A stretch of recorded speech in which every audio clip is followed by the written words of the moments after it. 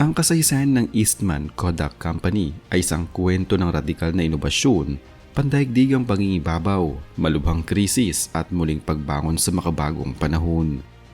Ang tatak na ito ay nagsimula sa pananaw ng isang inventor na naglayong gawing kasing dali ng paghawak ng lapis ang pagkuha ng litrato upang magamit ng karaniwang mamamayan. Sa loob ng mahigit isang siglo, ang kumpanyang ito ang nagtakda ng pamantayan sa industriya ng pelikula, fotografiya at sinematografiya sa buong daigdig.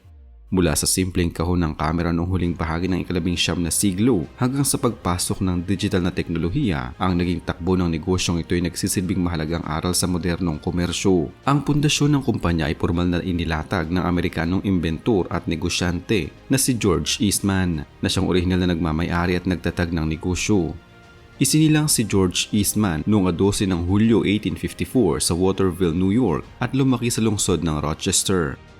Nagsimula ang lahat noong taong 1878 na magplano siyang magbakasyon sa Caribbean upang maidokumento ang kanyang paglalakbay. Bumili siya ng mga kagamitan sa fotografiya na noong panahong iyon ay napakalaki, mabigat at nangangailangan ng komplikadong proseso ng chemical na gamit, ang mga basang plato o wet plates. Dahil sa bigat ng kagamitan, hindi natuloy ang kanyang bakasyon, ngunit ito ang nagudyok sa kanya nang magsaliksik sa kanyang sariling tahanan upang mapadali ang sistema. Noong taong 1880, matagumpay na nagawa at nagpatente si George Eastman ng isang komersyal na pamamaraan para sa paggawa ng mga tuyong plato o dry plates na mas madaling gamitin kaysa sa basang sistema.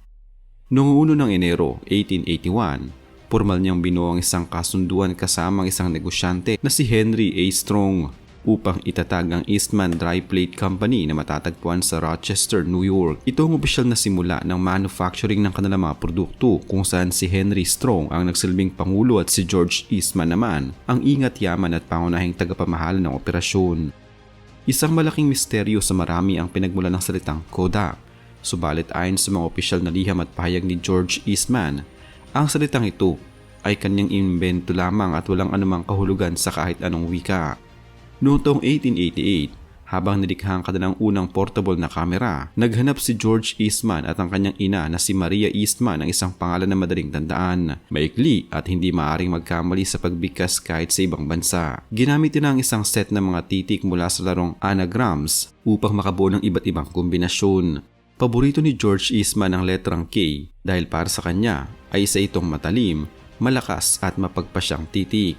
Ninais niya na ang salita ay magsisimula at magtatapos sa letrang K hanggang sa nabuo ang salitang Kodak. Formal na ipinarehistro ang trademark na ito noong 4 ng Setyembre 1888 kasabay ng pagtanggap ng US Patent No. 388850 para sa kanilang maliit na roll film hand camera. Dahil sa mabilis na tagumpay ng produktong ito, binago ang pangalan ng korporasyon noong Mayo 23, 1892 upang maging Eastman Kodak Company, na siyang opisyal na pagkakakilanlan ng kumpanya hanggang sa kasalukuyan. Ang mabilis na pagsikat ng kumpanya sa buong mundo ay hindi isang tsamba kundi bunga ng isang revolusyonaryong diskarte sa negosyo na tinatawag na razor and blade strategy. Ayon sa mga pangkasaysayang talaan ng American Chemical Society National Historic Chemical Landmarks, ipinakilala ng kumpanya ang unang Kodak camera noong 1888 sa halagang $25. Ang kamera ay may karga ng roll film na may kakayahang kumuha ng 100 pirasong litrato. Ang pangunahing dahilan ng kanilang katanyagan ay ang sikat na slogan na "You press the button, we do the rest." Kapag naubos ng mamimilang 100 kuha, ipapadala ang buong kamera sa pabrika sa Rochester. Doon ay aalisin ang pelikula, ide-develop ang mga litrato, lalagyan ng bagong pelikula ang kamera at ibabalik sa customer sa halagang $10.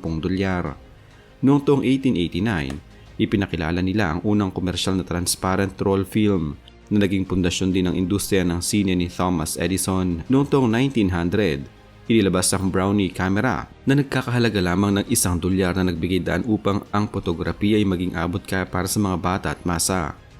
Ang patuloy na pag-imbento ng mga dekalidad na produkto tulad ng Kodachrome color film noong 1935 ang nagpatibay sa katayuan nito bilang pinuno sa merkado. Ang pagpasok ng tatak na ito sa Pilipinas ay naganap noong panahon ng kolonyalismo ng Estados Unidos sa bansa. Noong unang bahagi ng ika-20 siglo, partikular noong 1928, formal na itinatag ang Kodak Philippines Limited bilang isang subsidiary ng pangunahing kumpanya mula sa Rochester.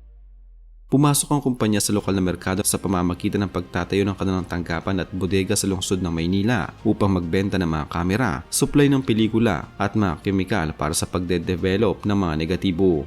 Ginamit ng kumpanya parehong estratehiya sa agresibong pagpapatalastas sa mga lokal na pahayagan at magazine na mabilis namang tinangkilik ng mga Pilipino na likas na mahilig magdokumento ng mga pagtitipo ng pamilya at mahalagang okasyon. Ang katanyagan ng tatak ay naging napakalalim sa kulturang Pilipino kung kaya't ang salitang Kodakan ay naging isang pangkalahatang pandiwa sa wikang Tagalog na nangangahulugang kumuha ng litrato.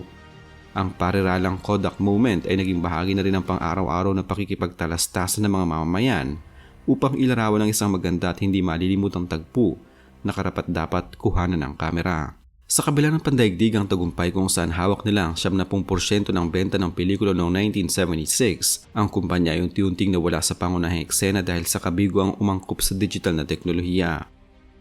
Ang pinakamasakit na katotohanan sa kasaysayang ito ay ang katunayan na ang kumpanya mismo ang nakaimbento ng unang handheld digital camera noong 1975 sa pamamagitan ng kanilang inhinyero na Steven Sasson. Subalit itinago at hindi binigyang pansin ng mga pinuno ng kumpanya ang imbensyon ito dahil sa takot na masira ang kanilang napakalaking kita mula sa pagbebenta ng mga tradisyonal na pelikula at kemikal.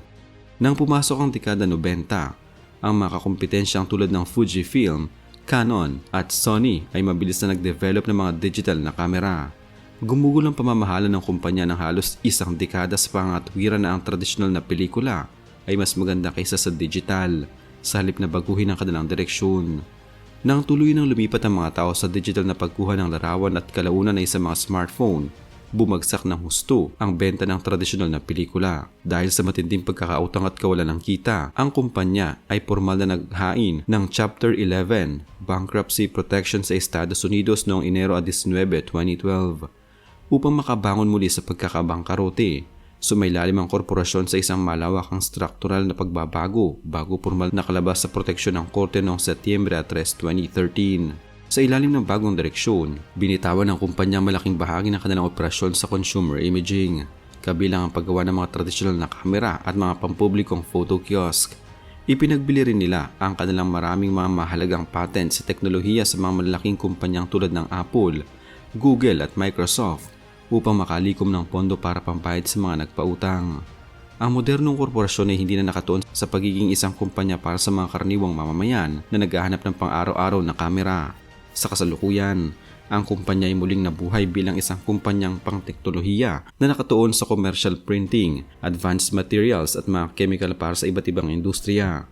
Ang kanilang punong himpilan ay nananatili pa rin sa Rochester, New York kung saan pinapanatili nila ang produksyon ng mga film stock para sa industriya ng Hollywood dahil marami pa ring sikat na direktor ang mas gustong gumamit ng tunay na pelikula sa paggawa ng mga pelikula. Ang kalagayan ng kumpanya sa kasalukuyang pandaigdigang merkado ay matatag ngunit may mga hamon sa pananalapi. Batay sa kanilang opisyal na ulat para sa unang kwarter ng taong 2026 na inilabas sa Kodak Investor Relations, sa pamumuno ng kanilang Executive Chairman at Chief Executive Officer na si Jim Continenza, nagtala ang kumpanya ng kabuuang kita o consolidated revenues na nagkakahalaga ng $265 million para sa unang 3 buwan na nagtapos noong March 31, 2026. Ang halagang ito ay mas mataas ng 7% kumpara sa $247 million na kita sa kaparehong panahon noong taong 2025. Ang paglago ng kita ay pinangunahan ng kanilang print division na siyang pinakamalaking pinagmumula ng kita ng kumpanya na umaabot sa $180 million. Ang kanilang advanced materials and chemicals naman ay nagtala ng kita na $76 million, habang ang kita mula sa brand licensing ay nasa $6 na milyong. Pinalakas ng kumpanya ang kanilang balance sheet sa pamamagitan ng pagbabayad ng $50 milyong para sa kanilang mga term loan noong March 13, 2026 at pagtatapos ng quarter na may hawak na cash balance na $299 million. Ang kumpanya ay pampublikong kinakalakal sa New York Stock Exchange sa ilalim ng ticker symbol na KODK.